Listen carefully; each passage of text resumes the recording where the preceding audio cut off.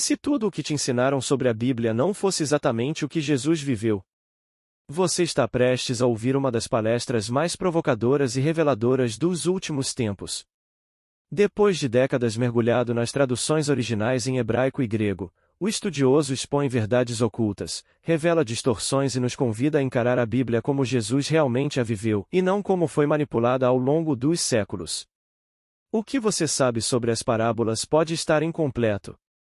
O que você crê sobre céu e inferno pode ter origem em erros de tradução. E aquilo que você rejeita sobre reencarnação pode ter sido velado propositalmente ao longo dos séculos. Não é teoria da conspiração. É pesquisa. É Bíblia pura. E quando você ouvir com atenção o que está por vir, pode sentir sua fé tremer, para depois se reconstruir com muito mais luz. Assista até o fim. Essa mensagem pode mudar sua relação com o Evangelho, com Deus e com você mesmo. Comente aqui embaixo. Você está pronto para enxergar a Bíblia além da religião? Não sabia que o Evangelho de João não tinha parábolas. É engraçado. Então, às vezes, você passa a vida toda estudando parábola em Mateus, Marcos e Lucas, e depois que descobre que no Evangelho de João não tem parábola. Você já tinha descoberto isso? Não. Ou eu estou dizendo alguma coisa que não bate para vocês?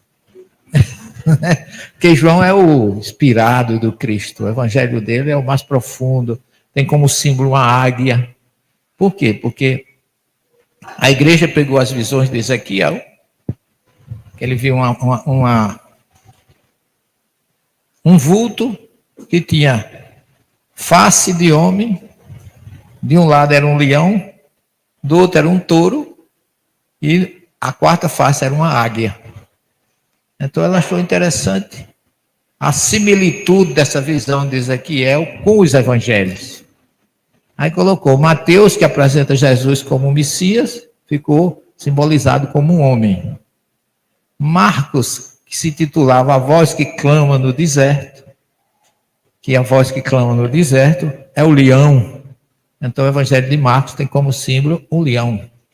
Lucas, filho de Zacarias, que era sacerdote e estava levando o incenso para o templo naquela noite, daquele dia, o touro é o símbolo do sacrifício que era oferecido ao templo. Aí ficou Mateus o homem, Marcos o leão, Lucas o touro. E João, porque é um evangelho muito profundo, e a águia é uma ave que voa muito alto. Aí o evangelho dele tem como símbolo uma águia. Então, calhou que as visões do profeta Ezequiel se viu como suporte e representação dos 4 evangelistas. Então, você observa mais uma vez, foi-se buscar lá no Velho Testamento, com os profetas, uma simbologia para o Novo. Que especialmente os teólogos do século IV para cá, eles pegaram todas aquelas questões do judaísmo, trouxeram para o cristianismo a partir do século IV e ainda criaram um antissemitismo. Isso aqui é um princípio judaico. Na sinagoga tem uma superfície mais alta, onde eles tiram a Torá do Aron HaKodesh, que é uma arca sagrada, e coloca em cima de um tablado, um quadrado que chama Bimá, para ler a Torá. E quem vai ler a Torá vai subir espiritualmente, vai ficar mais próximo de Deus. Porque subida e descida no judaísmo tem significados profundos. Quando Jesus disse, um homem descia de Jerusalém a Jericó quando foi atacado por ladrões, ele está dizendo que ele só foi atacado porque ele descia. Porque se ele fosse subindo, ele estava subindo para Deus. Então ele não seria atacado. Porque ele estava, em vez de aliar, que é subida, ele estava praticando uma yeridá, que é descida. Então, por isso que a gente pode pegar uma simbologia dessa e colocar para a gente. Porque quando a gente desce em vibrações, a gente pode ser obsediado. Então, Jesus era universal nesse sentido, os seus ensinos. Então, uma plataforma como essa tem degraus. Porque quem é o Minyan, que na sinagoga, para ler a Torá, tem 9 chamados. Precisa de 10 chamados. Precisa de 10 pessoas, eles vão chamando para cada parte daquela. Se vocês pegarem uma Torá, ela é dividida. Primeiro chamado, segundo chamado, terceiro chamado. Eles vão lendo e vão chamando pessoas, homens, para ler a Torá. Mas só que ele saindo dali para ler a Torá, ele vai subir. Aí eles chamam aliar a Torá. Primeira subida à Torá. Por isso que fica mais alto. É como a simbologia dos montes. Jesus subiu o Monte das Oliveiras para orar. Jesus subiu o Monte das Beatitudes para iniciar o Sermão do Monte. Jesus subiu o Monte Tabor para se transfigurar. Elias subiu o Monte Carmelo para desafiar o sacerdote de Baal. Moisés subiu o Monte Sinai para receber os 10 mandamentos. E as igrejas na Idade Média faziam suas torres bem altas para simbolizar o poder e a aproximação de Deus, que é outra simbologia da Torre de Babel. Então vocês vejam que tudo é derivado da primeira revelação. Então, isso aqui, o altar das igrejas são mais altos. É um símbolo da sinagoga. Como se o sacerdote estivesse subindo, estivesse mais alto, mais próximo de Deus. Então, tudo que você vê, a maioria da igreja, a primeira igreja, que foi a igreja católica, que foi a primeira criada no século IV, copiou tudo do judaísmo, até as vestes sacerdotais, que no judaísmo tem o símbolo das vestes sacerdotais, aqueles panos, com aquele sinozinho, quando o sacerdote passava, tocava. Quando a Torá vai passando, aquele sino balança para todo mundo reverenciar. Tudo isso foi copiado. Infelizmente, ainda se tornaram antissemitas. A igreja perseguiu em muito tempo os judeus. Hoje, graças a Deus, melhorou muito. Mas esse preâmbulo é para trazer vocês, para a gente entrar nesse assunto. Nós vamos ficar até às 3 horas. E vocês podem, em qualquer momento, se quiserem fazer perguntas, porque isso aqui é um estudo também, eu terei imenso prazer para a gente trocar ideias dentro do que eu vou apresentando. A primeira coisa que eu, nesses meus 60 anos de estudos bíblicos, de buscar o idioma, o hebraico, o grego, o latim, porque a mensagem de Deus e de Jesus passou por a questão das traduções. Isso foi o que pior poderia ter acontecido. Se perdeu muita coisa. Muita coisa foi criada e, vamos dizer assim, empurrada em nós, sem direito de defesa. Porque aquilo que não se explicava e não se explica, se impõe. Cria-se dogma. Por isso que a primeira coisa que eu achei bonito no Espiritismo é que tem lá, ide pregar o dogma da reencarnação. Vocês já viram isso lá no Evangelho segundo o Espiritismo? Aí eu digo, gente, o Espiritismo tem dogma? Tem. Muita gente defende, não tem dogma. Tem, mas o dogma da doutrina se explica. O dogma das outras religiões não se explica, se impõe. A pessoa não entende, aí você é obrigado a aceitar.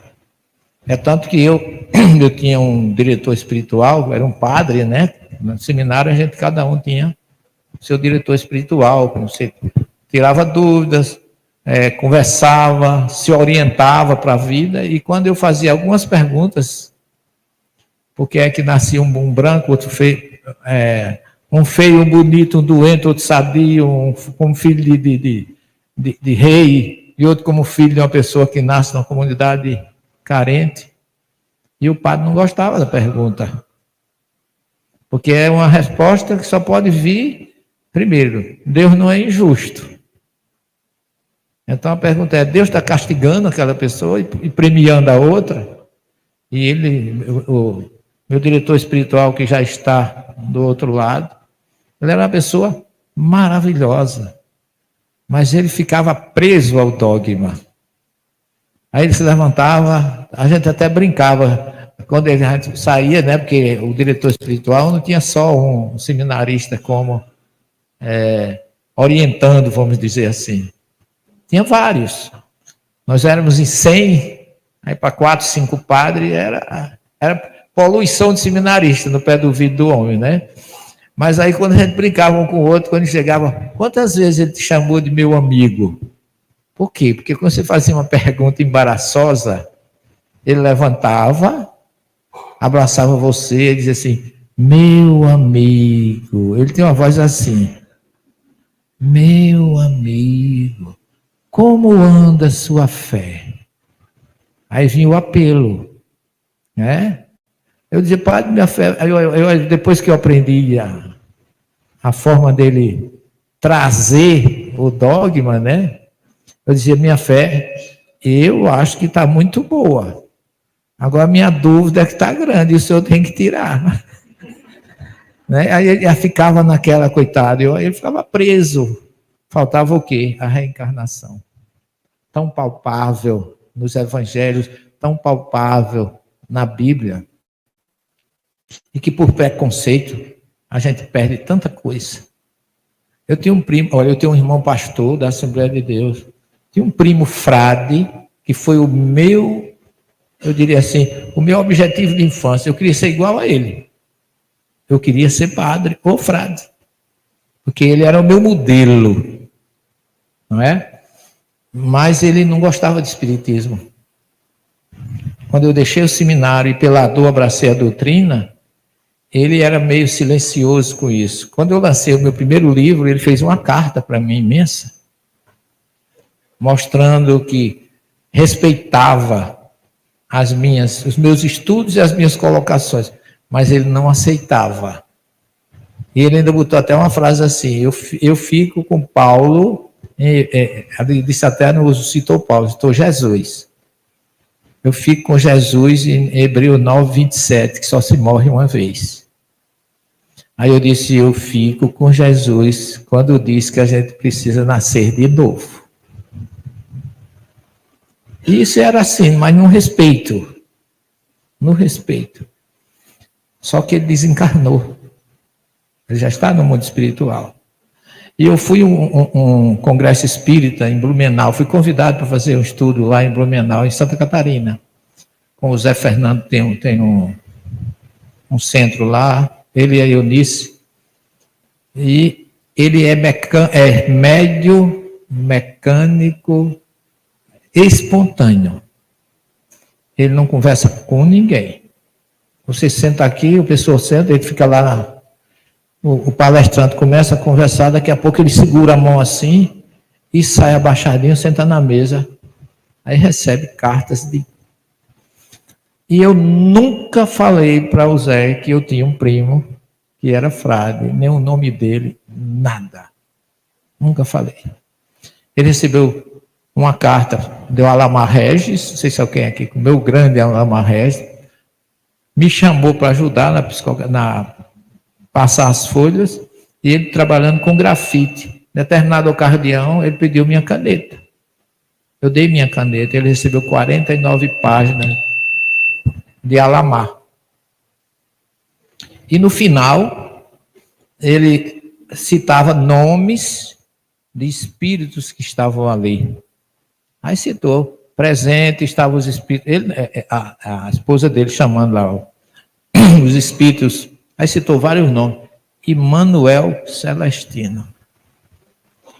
Manuel Celestino é o nome do meu primo, que tem como frade troca o nome, ele chamava Frei Carlos, mas ele botou Manuel Celestino. Minha esposa ficou emocionada só com essa revelação. Estavam presentes assim. No dia seguinte de manhã ele faz outra série de psicografia mecânica espontânea. Aí recebe uma carta dele para mim. Nossa, eu digo, agora vem coisa, né? Mas a carta dele surpreendeu a mim e a família. Porque ele começa assim, meu querido primo, como ele me chamava. A teologia que a gente estuda aqui, onde ele está, no mundo espiritual, é diferente da teologia ensinada aí. As nossas famílias estão juntos. Estamos felizes por você fazer o trabalho que você faz. Aí citou o nome dos tios, que era meu pai, minha mãe. Estava citando o nome das pessoas da família. E no final ele disse assim, assinado, o frade na carne, agora é espírito. Você vê que o mundo espiritual, a verdade, quando chega, eu tenho isso tudo guardado, porque eu acho que isso, para mim, que mudei de religião, porque mudar de religião não é coisa fácil, não. A religião é uma. Por isso que eu respeito. Eu já preparei seminaristas. Meus livros são tão ecumênicos. O primeiro livro é prefaciado pelo meu professor de hebraico e pós-faciado por um pastor protestante, meu amigo, que foi o maior cristão que eu conheci nessa encarnação. O segundo é apresentado por um pastor. O terceiro é em parceria com um judeu. O quarto é prefaciado pelo ex-arcebispo da Paraíba, Dom Aldo de Cílio Pagoto. Então, meus livros são todos ecumênicos, porque eu não vejo barreiras. Eu sigo Jesus e Kardec, como a gente viu de manhã, que ele não tem fronteiras. Aqui, Bíblia e Espiritismo, já teve uma época que esses nomes não eram nem para estar junto. Porque o preconceito é tão grande que as pessoas acham que onde se fala de Bíblia não pode falar de Espiritismo. E eu sofri muito para fazer esse trabalho que eu fiz. Porque no início, eu comecei a pesquisar em 1990, eu levei 10 anos para produzir o primeiro livro de pesquisa, analisando as traduções bíblicas. Quando eu lancei, eu quase apanho. Os protestantes se envolveram, foram atrás do meu amigo judeu, que foi quem revisou o hebraico. Eu tive o cuidado de botar um livro científico. Foi quem revisou o hebraico, levei ele no meu centro, porque dentro do espiritismo mesmo tinha gente que não acreditava que eu sabia hebraico. A própria instituição representativa não me apoiou como deveria. Os protestantes, na hora de eu lançar o livro, eu tive que levar um segurança, que eu fui ameaçado. Eu contratei um segurança para estar comigo. Uma porteira daquela de 2,10 metros, porque do jeito que eu sou, o cabo pegava 4, jogava na parede e acabou a festa. Não é? Aí eu contratei alguém de peso. O cabo ficou junto de mim assim, que eu autografando e eu olhava para ele assim. Não é? E na televisão foi do mesmo jeito. Ninguém aceitava. Porque a primeira pergunta que o apresentador disse, o que é que esse livro traz de novo para uma pessoa, para o senhor que é espírita? E o apresentador era protestante. Até isso, na hora de apresentar, chamaram a mim um padre e um pastor. Aí eu digo, doutor Bezerra de Menezes, me acuda, porque esse povo não vai deixar eu expor o meu trabalho. Porque eles fazem barulho, atropelam, não escutam você. Sabe o que aconteceu? Não sei aonde o doutor Bezerra amarrou aqueles 2 cabos, que não apareceu nenhum. Quando eu entrei no estúdio, a apresentadora disse, fulano, já chamou o padre, eu disse, liguei para ele ficou de confirmar. E o pastor disse que vinha. Eu acho que o doutor Bezerra mudou o GPS daqueles cabos, que eles não apareceram, eu fiquei sozinho. Mas foi uma providência divina. Porque a primeira pergunta que o cara perguntou, disse assim, o que é que esse livro tem de novo, diferente? Eu disse 4 coisas básicas. Deus não castiga, o inferno não é eterno, Satanás não existe e a Bíblia não condena o espiritismo. Olha os olhos que ele botou em cima de mim, parecia que ele estava falando do fundo da geena para ele. E aí foi pergunta, olha, os telefones da emissora, que era uma afiliada do SBT, engarrafou. Começaram a fazer perguntas em hebraico, as perguntas erradas, a pronúncia errada, aí eu ia corrigir, dizia o que era, ainda corrigia. E estourou, para vocês terem uma ideia, na primeira semana, esgotou a edição. O povo comprava para fazer trabalho contra os opositores. 2 pastores ligaram para mim na hora de eu sair para o autógrafo. Eu fiz um lançamento num clube social conhecido lá em João Pessoa. E os caras disseram para mim, você está no inferno com esse livro. Eu disse, meu irmão, estamos num problema. Ele falava, era um falando e o outro aumentando atrás. Era 2 por telefone só. Um dizia uma coisa e o outro reforçava junto. Você está no inferno e nós estamos num problema, porque esse livro que eu pesquisei, o inferno não existe, você tem que me dar o endereço, porque eu não sei onde é. Eu levava sempre, não levantei a voz, eu cansei os dois, fiquei 45 minutos nesse telefonema. Coisas assim, você é um herético. Jesus vai lhe colocar no inferno. Aí eu disse a ele, o Jesus que eu conheço ama indistintamente as pessoas. O evangelho que eu leio, não, Jesus não é violento nem pune ninguém. Se você quer me punir, puna por uma questão pessoal. Mas Jesus não está mandando você fazer isso. Cansaram, porque eu não desligo desse tipo de telefonema. Eu fico 3 horas o cara falando e eu com calma respondendo. Não tenho pressa, para onde vai a gente chega. Isso não foi fácil para eu segurar. Aí, à medida que o livro foi sendo aceito, aí pessoas compravam para dar um primo padre, outros compravam para não dar não sei a quem. E as pessoas foram gostando. Depois eu comecei a receber cartas de padres, até de perto aqui de Santa Catarina, pedindo um exemplar. Eu mandava. Mandava e mando. Porque eu não vivo. Isso para mim não é recurso para meu sustento. Eu levo como se a minha casa espírita estivesse doando. O bom samaritano está doando, você pode utilizar. Quem quiser ajudar, pessoas ligavam nas minhas entrevistas. Quanto é que vale um livro desse? Você está ganhando quanto com ele? Aí eu adorava a pergunta. Assim, meu irmão, a nossa instituição segue Mateus capítulo 10, versículo 8. Dai de graça o que de graça recebeste. Aí eu jogava o evangelho em cima dele. E como a gente vive num dos princípios da doutrina, fora da caridade não há salvação, o dinheiro desse livro é todo revestido em alimento para os necessitados, que está lá em Mateus 25, 31, 46, dá de comer a quem tem fome, beber a quem tem sede. E eu lhe convido no sábado, às 14 horas, você esteja lá na rua Clarice Justa, 295, na nossa instituição, para você distribuir conosco. Aí o telefone, era assim. E hoje, graças a Deus, é uma obra reconhecida com... Eu não me considero escritor, eu sou um pesquisador da Bíblia e do Espiritismo.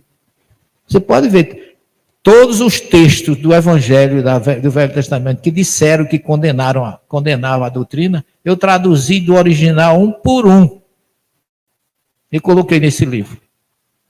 E tive também cada resposta. Pastores, eu fui fazer um seminário em Caruaru, eu tenho um amigo lá de um nome bem diferente, chama Seródio. Eu estive lá semana passada, há uma semana eu estava lá. E Seródio fez uma pegadinha comigo. Ele botou assim, teólogo da aula de Bíblia, para quem quiser, entrada franca na Associação Comercial de Caruaru, entrada franca, ingresso na banca dos diários, deixe só 1 quilo de alimento não perecível. Menino, para eu dizer a vocês. Chegava pastor com a Bíblia era desse tamanho. Eu digo, se ele jogar aquela bicha na minha cabeça, eu vou desmaiar. Do tamanho. Chegava de 2 a 2. O auditório lotou. E eu, meu Deus, como é que eu vou falar de reencarnação para esse povo? E comecei.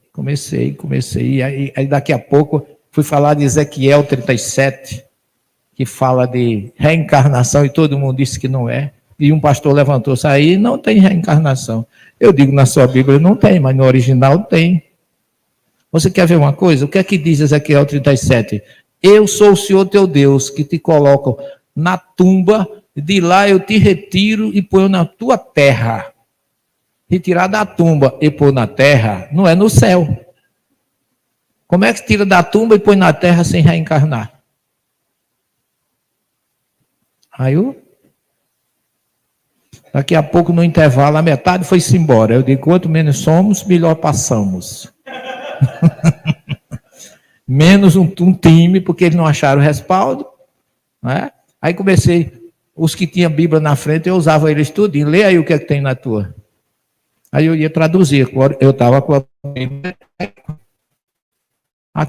Isso, ia traduzindo e explicando. Não é o que você está pensando, não é assim. Quer ver o primeiro versículo? O Espírito de Deus parava onde?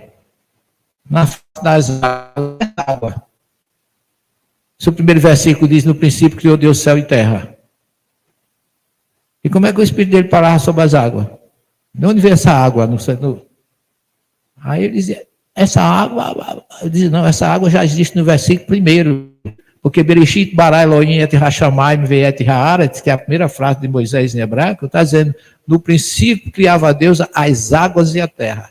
Todo mundo traduz água para o céu. Aí não aparece água no primeiro versículo. Como é que podia aparecer no segundo se não está presente no primeiro? Deus criou a água depois? Ou antes? Porque para aparecer, que ele diz assim, o Espírito de Deus parava sobre as águas. No versículo 2. Como é que no primeiro não tem água e eu quando de onde vem essa água? Pois se você traduzir Shamai em hebraico, Mai é água, e Shai é que tem, cheia d'água.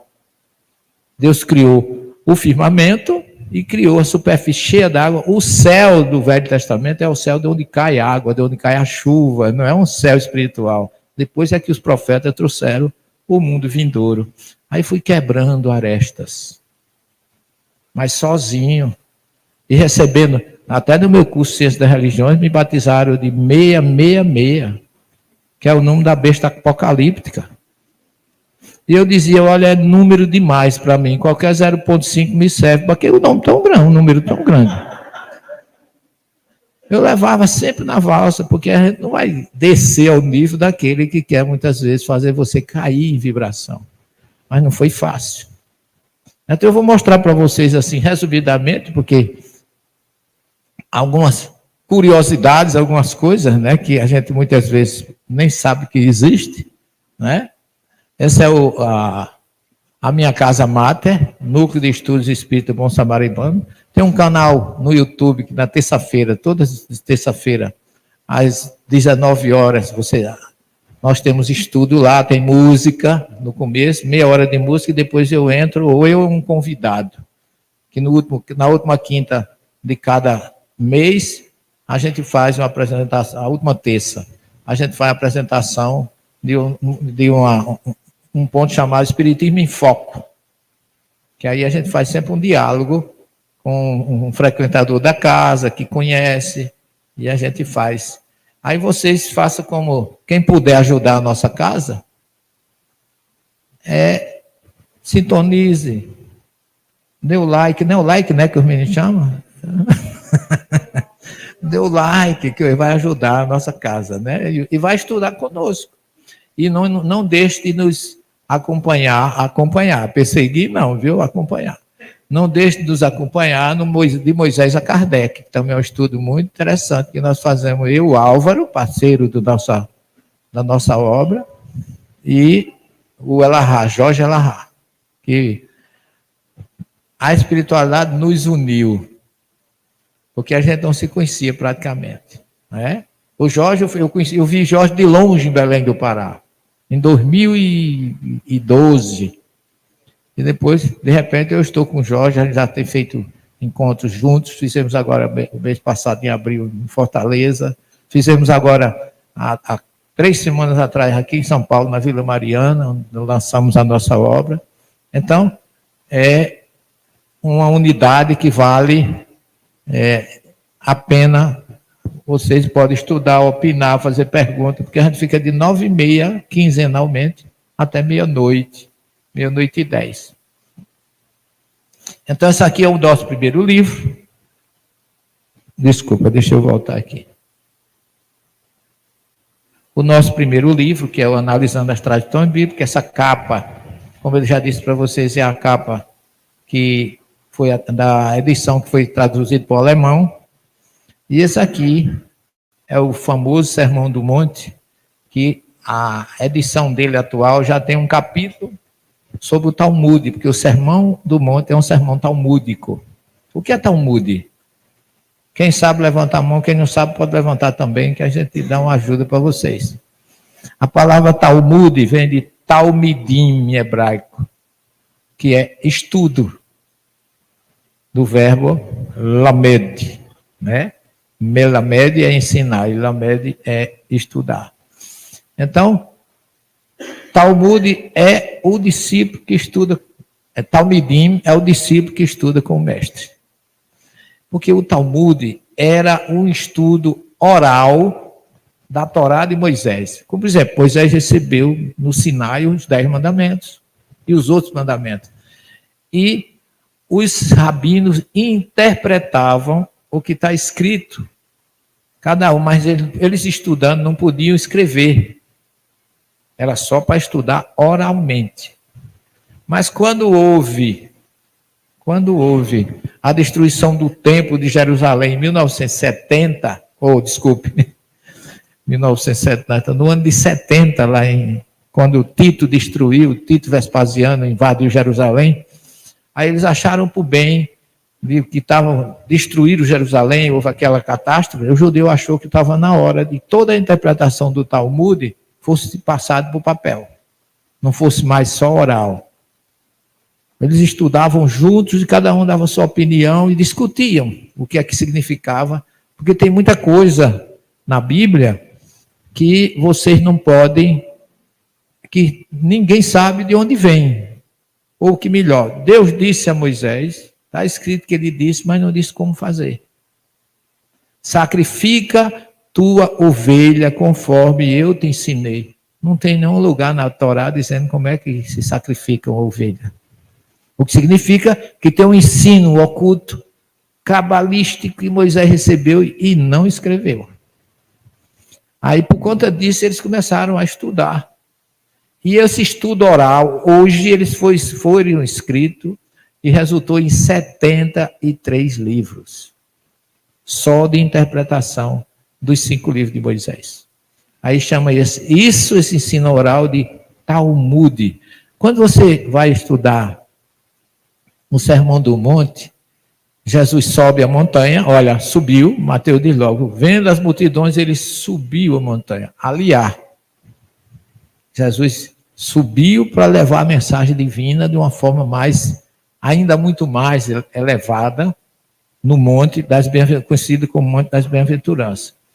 E chega uma parte lá que ele diz, depois que ele fala de todas as bem-aventuranças, que ele não chamou ninguém de bem-aventurado, aquela passagem ali realmente o Sermão do Monte os tradutores pecaram por colocar a primeira palavra do sermão numa tradução incorreta.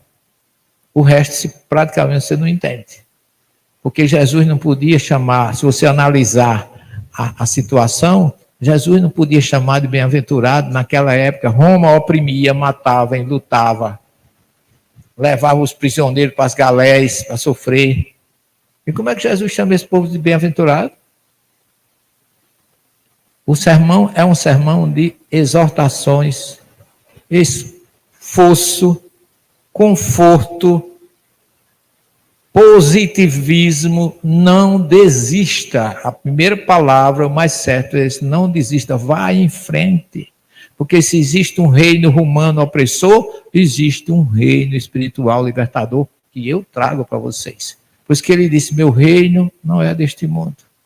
Para vocês terem uma ideia, aquela bem-aventurança, deixa eu explicar melhor. O primeiro salmo, o salmo número 1, diz assim, bem-aventurado o homem que caminha com Deus. Caminhar com Deus é uma bem-aventurança. Estar junto com Deus é uma bem-aventurança. Tá certo? Mas a palavra que tem lá, bem-aventurado, nesse salmo, é uma interjeição. O significado gramatical é uma interjeição. Então, não é um verbo, é uma interjeição. Bem-aventurado é aquele que caminha com Deus, ou que anda no caminho de Deus. Enoque andava com Deus nos caminhos de Deus. Mas no Evangelho de Mateus, esse bem-aventurado que está lá, em hebraico, significa Ashirei. Ashirei, em hebraico, interjeição, é bem-aventurado. Mas no sermão não é bem-aventurado. É de um verbo hebraico que se chama achar. Olha, achar, Ashirei. Ashirei significa em deslocamento, em marcha, indo em frente, caminhando para frente e para o alto. Então Jesus chega ali e vê aquele povo lutado, sofrido, amargurado, e diz: gente, não desistam, vão em frente, porque vocês hoje estão com dificuldade, estão sendo humilhados por Roma, vocês estão sofridos, estão se sentindo injustiçados, vocês estão com fome e sede de justiça, mas eu os libertarei no futuro. Leiam o capítulo 5 do Evangelho segundo o Espiritismo, onde tem o capítulo Bem-aventurados os aflitos, como Kardec diz, todas as bem-aventuranças de Jesus têm como resultado uma colheita no futuro e não no presente. Como diz Agostinho, a alma só é bem-aventurada no mundo espiritual. Aqui é um mundo de expiação e provas. Aqui dificilmente a gente é bem-aventurado. Raras exceções, todo mundo tem algum problema, tem alguma dificuldade. Então Jesus está nos exortando. E cada vez mais que você vai traduzindo e vai se aprofundando, você vai descobrindo essa realidade. Porque tem uma bem-aventurança que é traduzida assim: bem-aventurados os misericordiosos. Vocês conhecem? Porque alcançarão misericórdia, não é assim? Mas no texto original não está assim não, pessoal. O texto original está dizendo assim: vai em frente, não desista, aqueles que promovem a vida, porque receberão a vida. Olha como Jesus era magnífico. Roma matava. Jesus não disse matem Roma, destruam o romano. Ele disse promovam a vida, porque quem promove a vida recebe a vida. Não é curioso? E quem promove a morte também. Ele não precisou dizer isso. Cadê Roma? Muito obrigado, minha filha. Cadê Roma? Onde estão os romanos? Você chega hoje, nem quem é romano lá de Roma quer dizer que é romano, que é italiano. Que o Império Romano afundou porque promoveu a morte. Isso está numa das bem-aventuranças de Jesus. Então, essas questões que eu trago, que às vezes gera polêmica, porque a gente está tão acostumado com aquele sistema durante 2000 anos, que soa mal. E remar contra a maré não é fácil. Esse baixinho está obsediado, isso é um doido. Mas eu mostro no meu livro que tem um rabino francês, chamado André Chouraqui, um dos maiores tradutores da Bíblia, Velho e Novo Testamento, que diz exatamente o que eu estou dizendo para vocês. Eu não criei, eu não inventei. Eu pesquisei, eu tenho acesso à gramática hebraica, aos melhores dicionários, porque eu vivo em Israel todo ano, onde o passado fui 2 vezes. Eu fiz 10 semestres de hebraico moderno. Tenho diploma, gente, não estou mentindo, não. Eu até mostrei nos meus programas de TV. Não é para me exibir, dizer que eu sou maior, não. É para dar suporte àqueles que acreditam e que aceitam as informações que eu trago. Porque eu não ganho nada com isso materialmente. E aqueles que me ouvem e que seguem vão ganhar liberdade espiritual. Por isso que Jesus disse que quem buscar a verdade será liberto. Então eu só quero isso. E se você não acreditar em uma palavra que eu estou dizendo, porque eu tive muito isso na universidade, eu levava 5 Bíblias traduzidas e levava a original. Aí mandava o pastor, cada um depois ler. Porque tem 5 traduções diferentes, a daqui está assim. Quando eu saí, eles ficavam loucos. Diziam que eu era louco. Quando eu fui fazer a minha aula sobre reencarnação, eu ficava mesmo observando. Quando eu dizia, olha gente, a Bíblia tem reencarnação, não com o nome de reencarnação, que é um termo criado por Allan Kardec, mas tem passagem que mostra que a reencarnação existe. Por exemplo, Êxodo 25, capítulo 20, versículos 5 e 6, lá fala de reencarnação, mas está velado, ninguém traduz.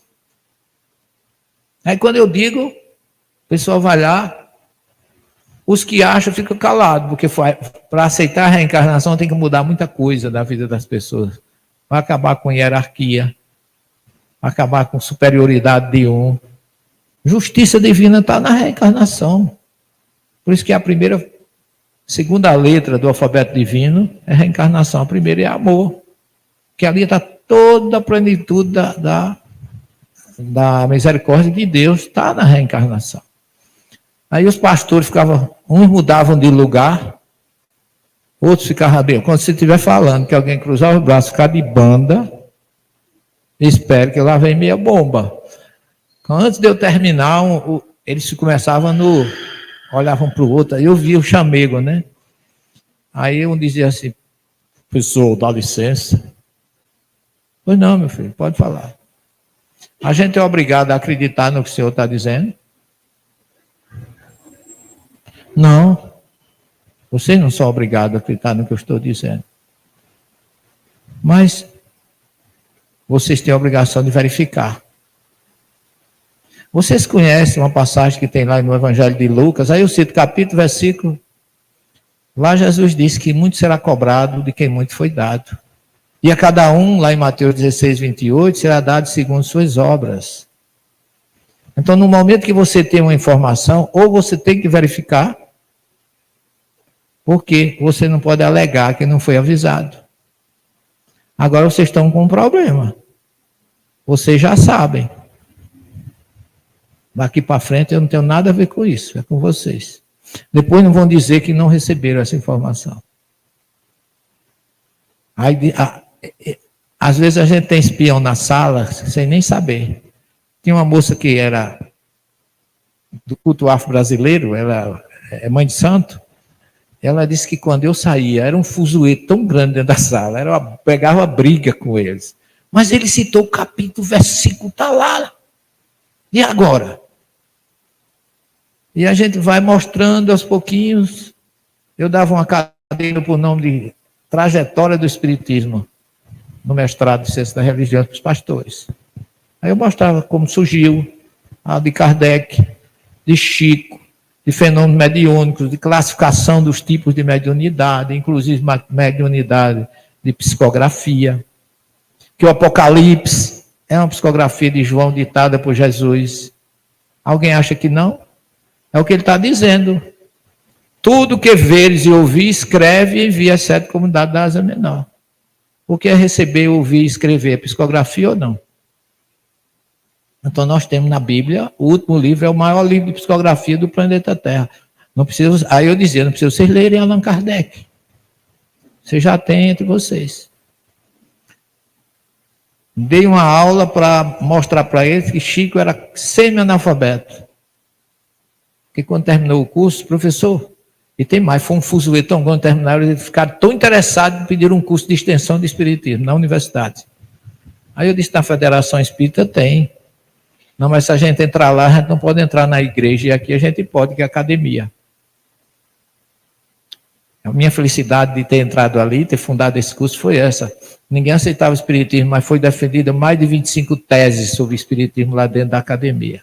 Cada coisa de debates sadios, todos informando o caminho para cada um deles.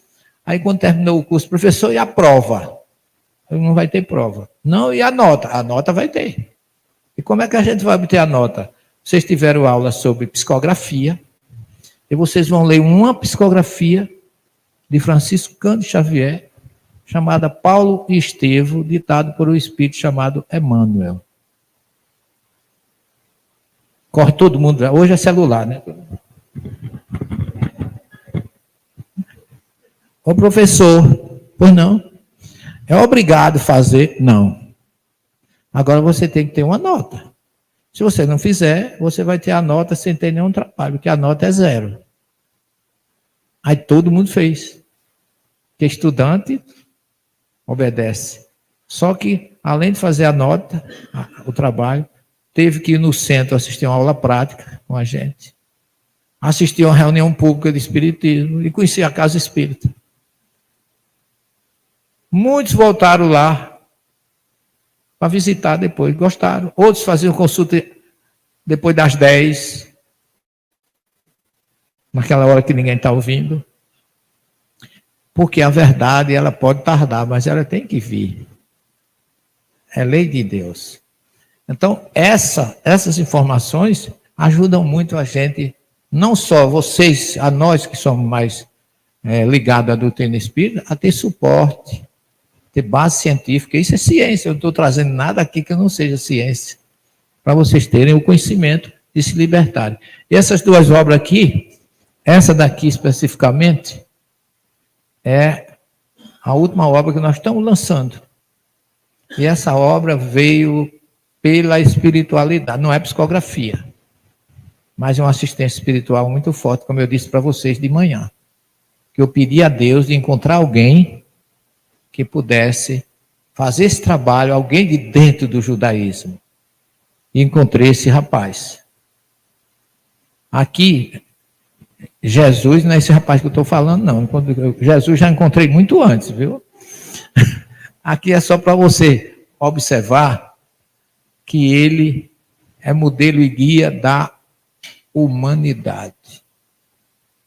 Não pertence à religião A, B ou C, está em todos, como eu já falei de manhã.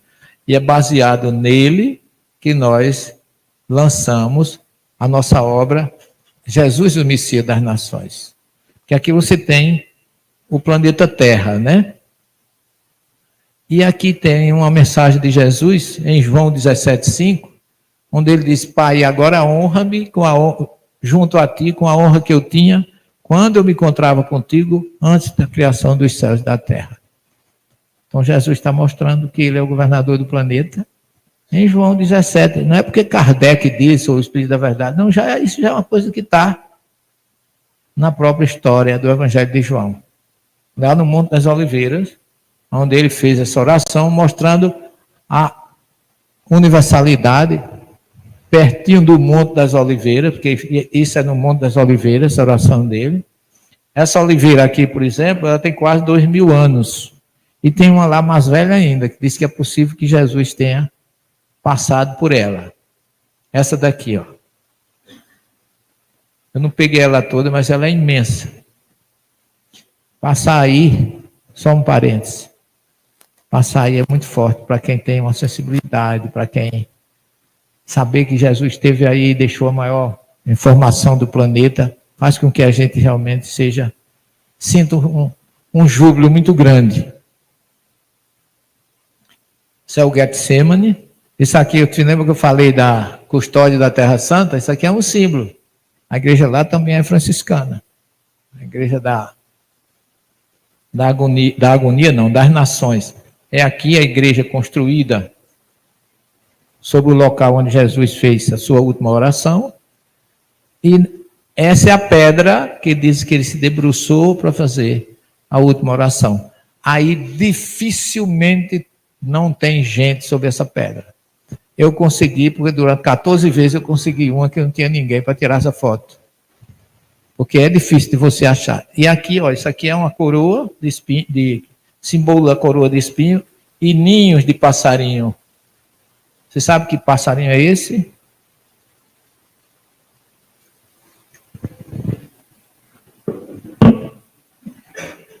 Que passarinho é esse? Eu vou dizer. Você vai adiantar.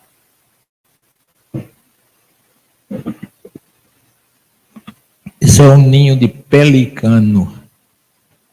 Por que pelicano?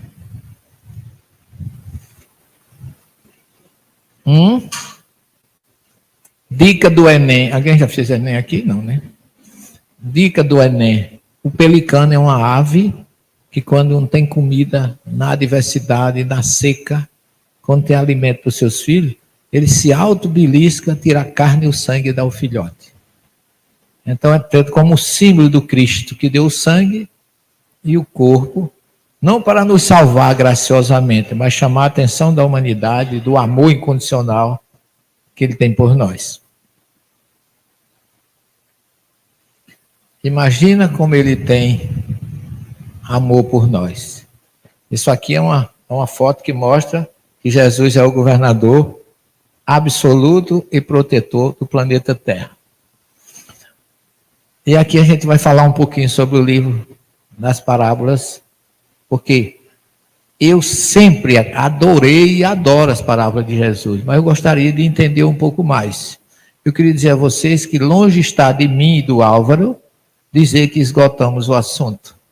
Não, mas nós fomos até onde podíamos ir. E até onde hoje, segundo o que eu tenho lido, eu li Torres Pastorini, eu li Huberto Rode, são grandes teólogos, grandes estudiosos. Li Bart Ehrman, da Carolina do Norte, nos Estados Unidos. Mas nenhum tem nos seus livros o que a gente traz aqui para vocês. Então, eu estou feliz porque a gente vai oferecer mais um acesso, porque aqui nós temos o judaísmo, o cristianismo e o espiritismo. Esse é o Álvaro, um menino, né? Mas esse rapaz estudou nas melhores yeshivot de Jerusalém. Ele estudava hebraico e Torá e Guemará e todos os livros sagrados 24 horas por dia. Porque eles colocam bacia com água para botar os pés dentro para não dormir. Para estudar cada vez mais, aprofundar o conhecimento da mensagem de Deus. Então, essas fotos aqui a gente tirou em Fortaleza. Esse livro ainda não estava lançado, viu, gente? Foi um protótipo que a gente estava corrigindo, que ele foi lá para a gente. E nós tiramos essa foto. O objetivo é plantar a semente dos estudos acerca das parábolas sem a pretensão de esgotar o assunto. Deixa eu ver a hora, para não posso perder muito.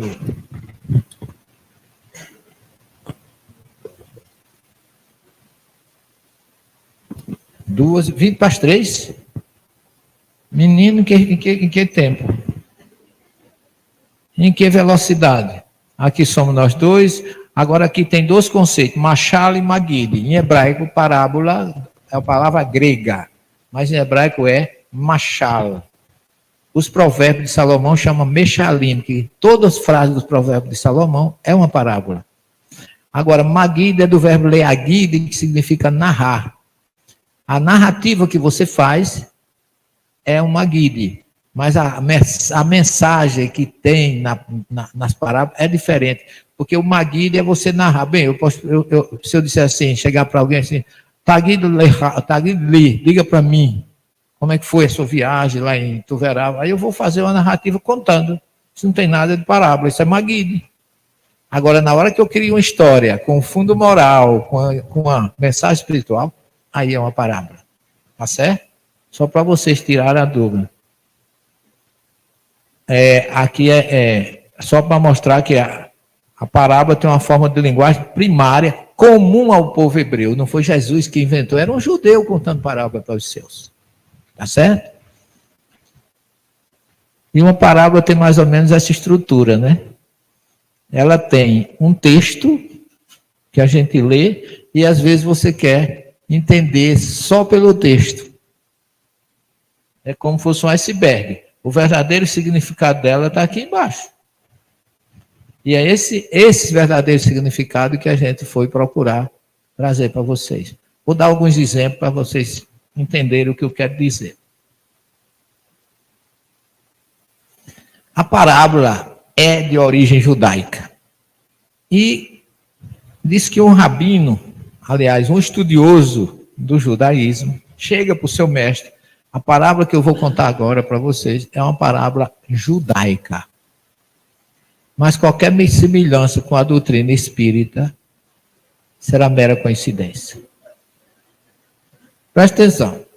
Presta atenção se você não gostaria de que Kardec tivesse contado uma parábola dessa, ou o Espírito da Verdade. Conta-se que um homem chegou a um grande rabino e perguntou o que significava Ashgarha Pratit, que é isso aqui escrito em hebraico. Ashgarha, lê da direita para a esquerda.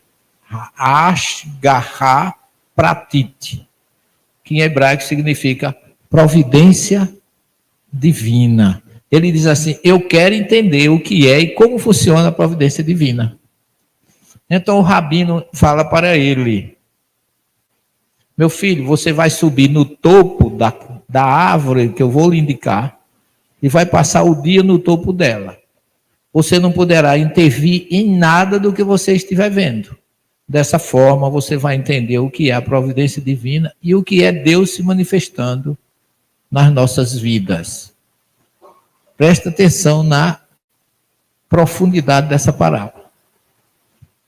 Essa é a árvore para o o mestre, o estudante subir, né?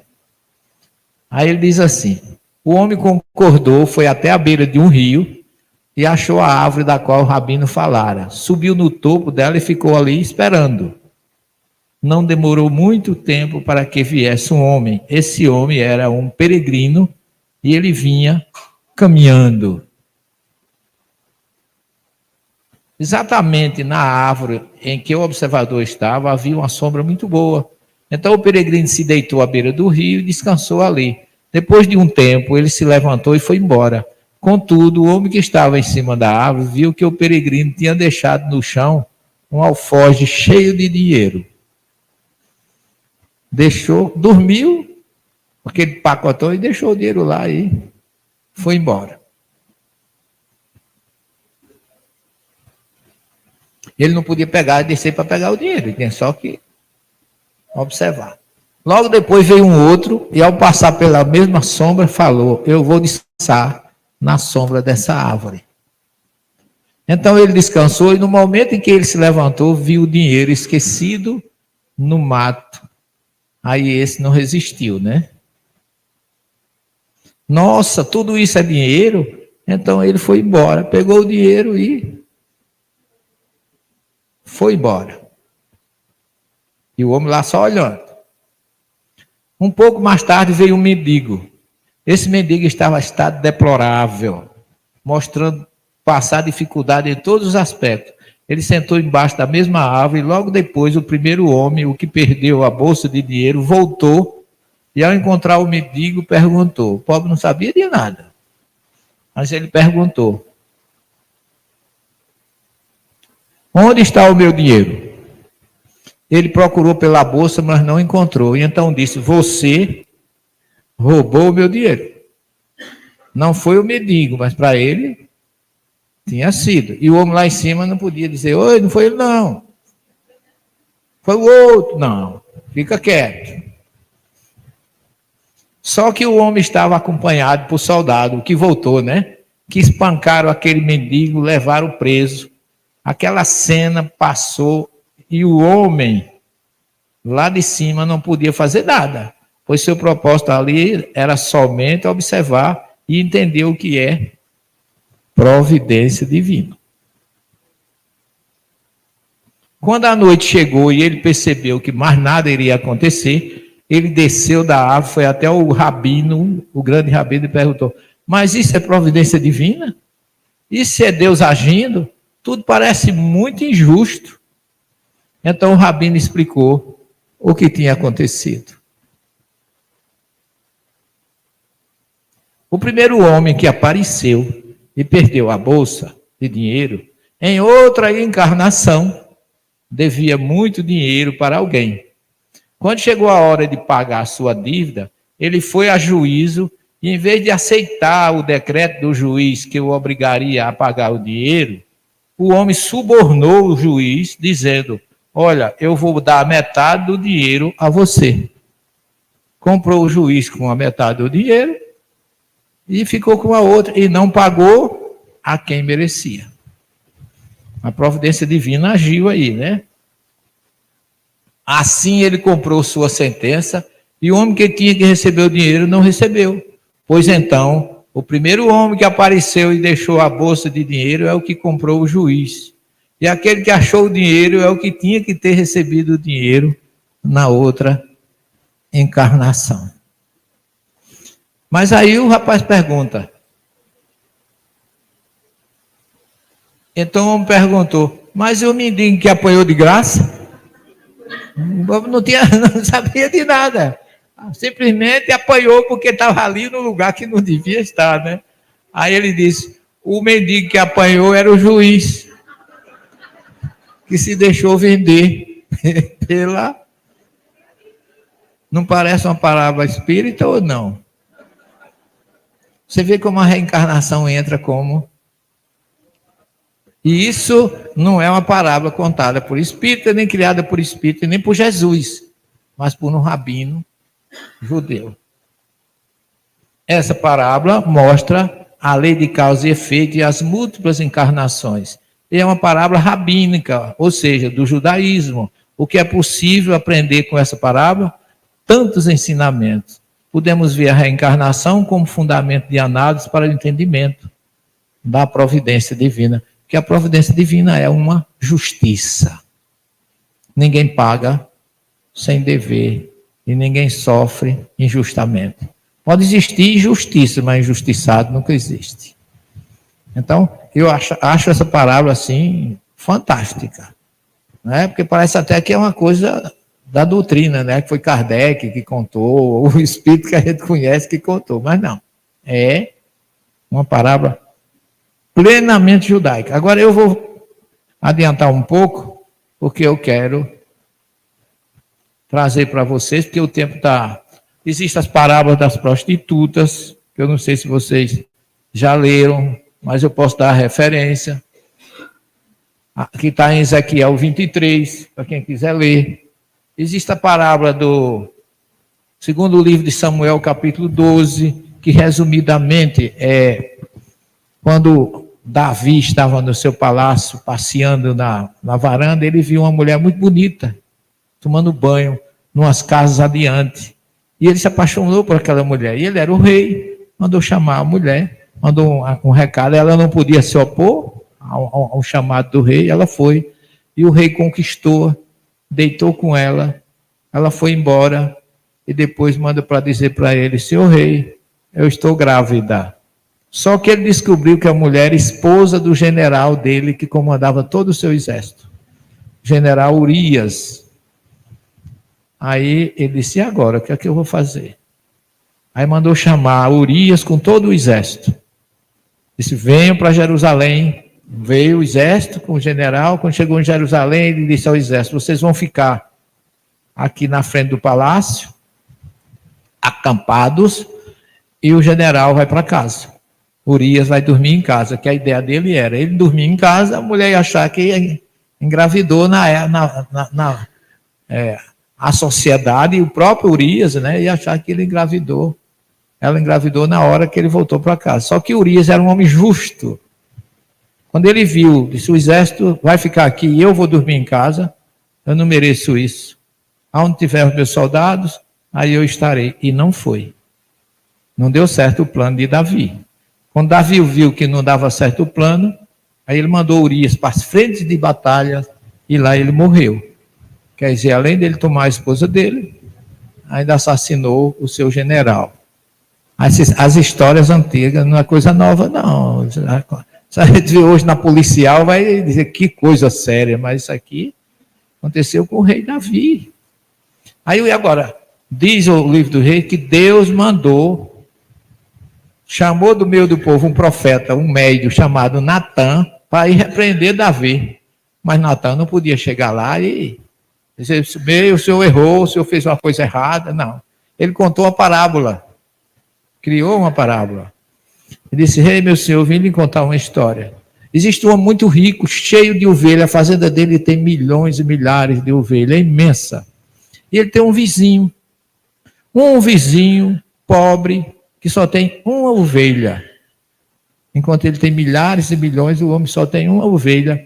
Chegou uma visita na casa desse rei, desse homem, né, que não era rei, era um homem, proprietário de terras muitas. Chegou uma visita lá e ele tomou a ovelha do pobre, matou e se viu a sua visita com a ovelha do pobre, tendo milhões de ovelhas. Aí Davi disse: quem é esse desonesto, desgraçado, que eu quero mandar matá-lo? Isso não se faz. Aí Natã disse: rei, meu senhor, esse homem é o senhor. Porque o senhor tem todas as mulheres do seu reino. E o senhor tomou a única esposa do seu general Urias e ainda fez ele perder a vida. E na lei de causa e efeito, Davi sofreu, porque essa criança não sobreviveu, morreu, ele sofreu bastante. Por isso, e o seu sucessor, que era para ter sido essa criança, filha de Betsabé, foi o rei Salomão, mas não foi o primogênito dele dessa história. Então, parábola não é uma criação de Jesus, já existe no judaísmo. Mas eu quero, no pouco tempo que falta, quantos minutos falta, gente? Me dá 9?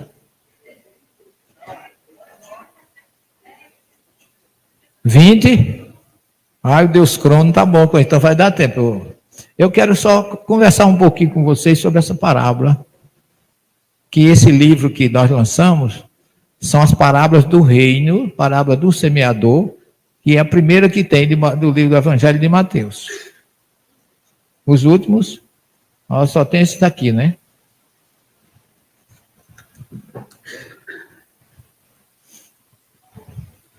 Mas eu digo, se não der para todo mundo, aqui em São Paulo, na capital, vocês têm, porque o Álvaro tem um centro espírita, na Vila Mariana, na rua Cláudio Rossi, eu acho que é 134.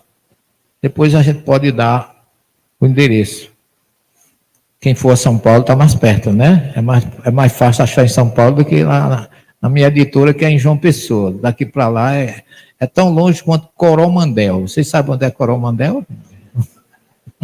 Tem uma cidade chamada Coromandel, e Candis disse que para ir a Coromandel ele pegou um avião, voou 16 horas, desceu, pegou uma rural, andou 3 dias, depois pegou um cavalo para poder chegar em Coromandel. Ele dizia isso, né?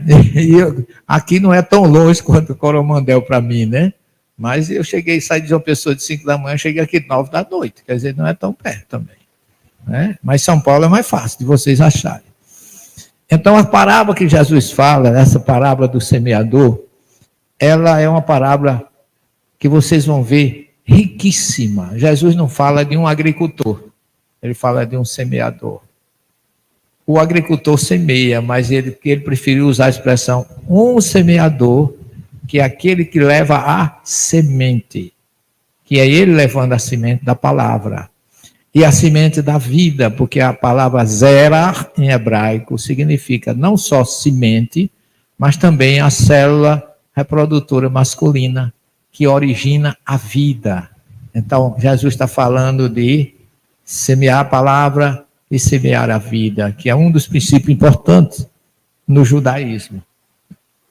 Mas a parábola tem 4 tentativas de conseguir êxito com essa semeadura. Porque uma caiu na beira do caminho, outra entre as pedras e outra entre os espinhos. E só uma caiu na terra boa, uma parte. Quer dizer, dos 100%, ele só conseguiu 25%. Tá certo? Mas olha, capítulo 13 de Mateus, versículo de 1 a 9. O local dessa parábola, que onde Jesus narrou, foi às margens do mar da Galileia, dentro de um barco. Olha como Mateus coloca o início dessa parábola. Ele está às margens desse mar, lá embaixo, onde ele escolheu os discípulos, e Mateus narra que essa Cafarnaum, você já conhece, aí a entrada de Cafarnaum, que Mateus diz que Jesus saiu de casa. Essa é a primeira colocação da parábola. Jesus saiu de casa. Da casa de quem? De Pedro. Mas será que foi exatamente isso que ele quis dizer? O que ele não disse saiu da casa de Pedro? Diz saiu de casa. Aquilo que eu falei para vocês de manhã, se lembra? Que o rei está no campo, Ramela Bassadé, ou seja, o rei vive no palácio, ninguém tem muito acesso a ele, mas se o rei vai ao campo, fica mais fácil. Jesus saiu da casa do Pai, desceu ao planeta Terra, por acaso estava na casa de Mateus, e saiu dali do seu comodismo, saiu do seu bem-estar, do seu conforto. Vocês saíram de casa. Eu saí de casa, nós saímos de casa em busca de alguma coisa que seja realmente importante para nós. Largamos tudo. Por isso que Jesus diz, aquele que não deixar pai, mãe, família por mim, não é digno de ser meu discípulo. Ele estava falando para os discípulos, não era para a gente. Ele também não disse que os discípulos abandonassem, ele disse deixar a casa. Porque eles saíam e depois voltavam. Eu estou aqui, mas não abandonei minha família. Vou voltar para minha casa, fiz uma tarefa espiritual, depois voltar para casa. Então, muita coisa, por isso Kardec tem um capítulo chamado Estranha Moral. Porque ele diz muitas palavras ditas pela boca de Jesus parecem não ter esse sentido. que Jesus era um judeu, o judeu dá maior valor à família, como é que ele ia mandar alguém abandonar a família? Então, ele saiu do comodismo dele, do chinelão e da rede, né? E foi para a beira do mar. Isso aqui é a saída do mar, da estrada de Cafarnaum. A gente já passou aí, né, Fernandinha? Lembra? Olha aqui, tem um estacionamento. E ali, ó, ali é o Monte das Bem-aventuranças. Você vê como é perto. Né? Dá para ir a pé. Aqui é mais perto ainda, para vocês verem. A igreja das Bem-aventuranças está aqui. Mas Jesus, o sermão não foi aqui. Diz os estudiosos que foi mais ou menos... Ele estava mais embaixo na montanha do que em cima. Porque ele usava o próprio vento que vinha do mar para levar a mensagem para as pessoas, usando a acústica natural. E naquela época não tinha carro, não tinha som, não tinha... Então, a pessoa de determinado lugar dava para falar e as pessoas ouvirem sem nenhum problema. Naquele dia, saindo Jesus de casa, sentou-se à beira-mar, em torno dele uma grande multidão. Por isso, entrou num barco e sentou-se enquanto a multidão estava em pé na praia. Saiu de qual casa? Da casa do Pai. E Jesus, isso é uma metáfora. Pode significar, como eu falei para vocês de manhã, o tabernáculo que ele era. Ele estava... Você lembra que eu falei de manhã, que João fala de... revestiu de carne e tabernaculou entre nós? Deixar nosso comodismo, amar mais a Deus do que tudo. Renúncia, né? Sentado num barco, como um mestre. Jesus ensinava sentado. Os rabinos, os mestres rabinos, sentam sentados. Os discípulos é que ficam em pé. A gente aqui é que vocês criaram esse costume, que vocês sentam, a gente fica em pé, vocês encostam na parede, dormem, ainda de estar desdobrado para dar satisfação, não sei a quem. Minha preocupação foi essa quando eu cheguei aqui. O que eu vou ficar em pé? Vai todo mundo cochilar, né? Isso é um costume que não... Quem está em pé, gente, está com o cérebro vigilante. Então, ou você fica sentado, os discípulos em pé, ou então senta um de frente para o outro, como na sinagoga, como na yeshivá. Na escola é assim. É o discípulo e o mestre, olho a olho. Então, Jesus ficou a forma rabínica, sentado, e o pessoal que estava na praia. Essa expressão aqui, ó, em hebraico, Yam Kineret, é mar da lira, ou mar da harpa, porque o mar da Galileia tem a forma de uma harpa. É como se Jesus estivesse tocando a harpa. Olha aqui a forma do mar da Galileia, certo? E isso aqui eu coloquei para vocês verem, isso eu tirei da internet. Muitas vezes as pessoas não dão valor. Alguém está querendo narrar a parábola do semeador, olha como é que ele começa. Eis que o semeador saiu a semear, não fala que saiu de casa. Não usa como Mateus usa. Vendo as multidões, sentou-se, ele abriu a sua boca. Abrir a boca também é outro termo judaico. O salmista Davi diz assim: os meus lábios abrem-se para louvar e honrar o Senhor. Então, abrir a boca é uma forma de você já exteriorizar aquilo que estava no seu coração. Então, é quem pega uma mensagem dessa, perdeu o principal. É ou não é?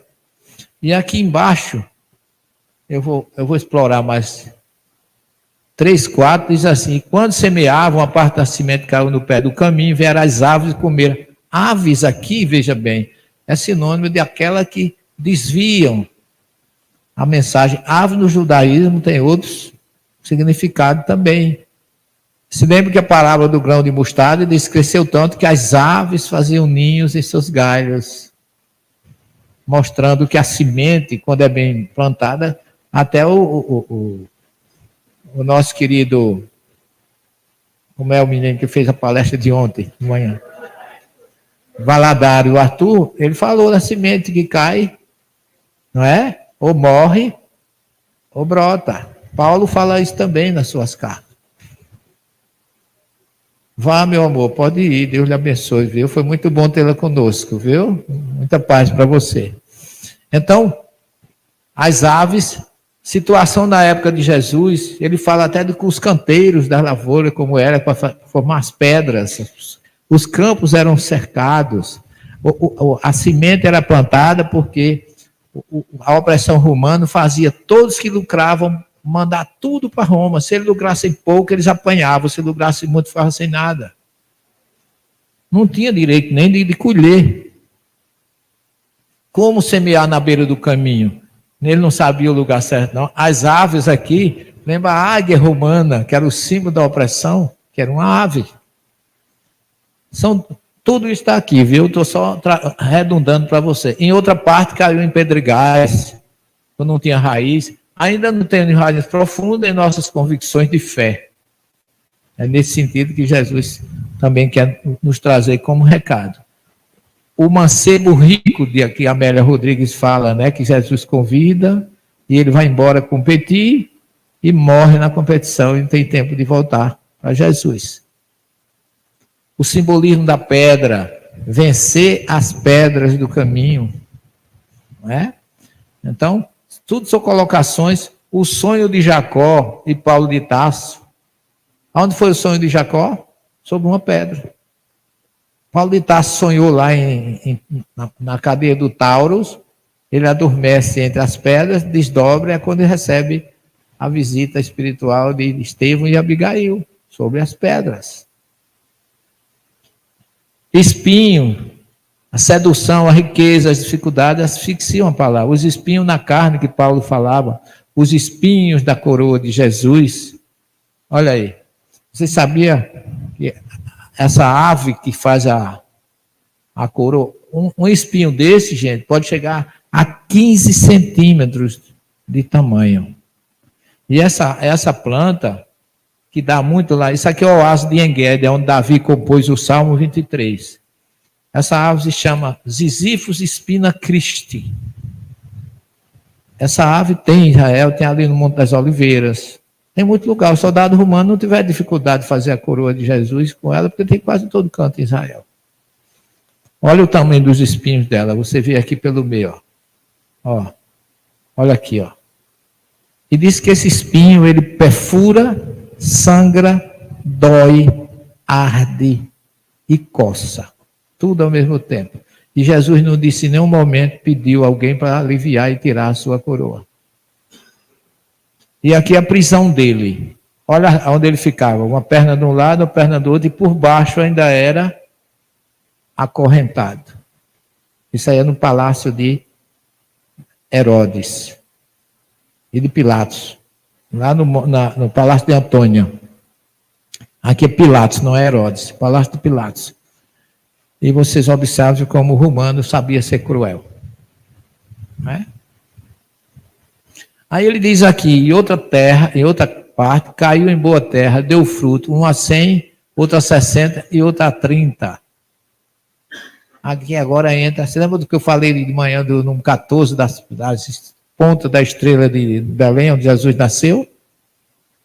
Por que 100 por 1, 60 por 1 e 30 por 1? O que é que Jesus quis dizer com isso?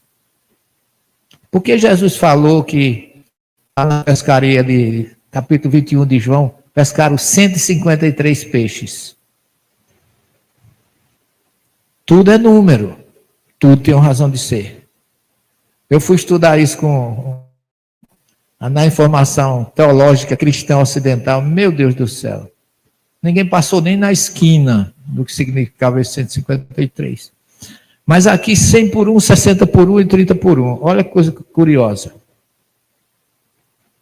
No Gênesis 26, capítulo 12, está dizendo, e semeou Isaac naquela mesma terra, colheu no mesmo ano, Meá Shearim é 100, Meá em hebraico é 100. 100 por 1, porque eu abençoava. Então Jesus está citando a parábola dele, o que já está no livro, referindo ao filho de Abraão, um patriarca.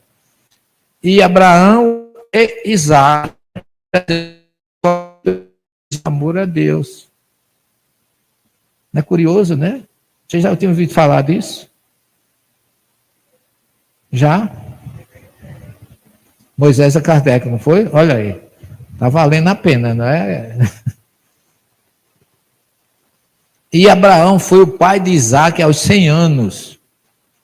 Portanto, 100 por 1, porque quando o anjo anunciou que ele ia ser pai, que Sara ia ter filho, disse, daqui 1 ano eu voltarei. Quer dizer, ele estava com 99 anos. Quando nasceu Isaac, ele tinha 100. Então, Jesus está falando de Isaac e de Abraão. Jacó fugiu de Esaú durante 60 anos. Portanto, 60 por 1. E 30 por 1. José tinha 30 anos quando decifrou o sonho do faraó.